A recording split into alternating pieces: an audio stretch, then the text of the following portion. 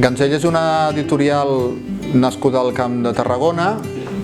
Tenim dos potes, una a Tarragona i una a Mont-roig, i cada any procurem aprofitar una mica les nostres publicacions per donar a conèixer alguna de les commemoracions que es fan a nivell d'anys oficials, etc. Vull dir, és el nostre granet de sorra, no costa diners fer-ho, i ho hem fet amb Montserrat Abelló, amb el tricentenari, Ramon Llull.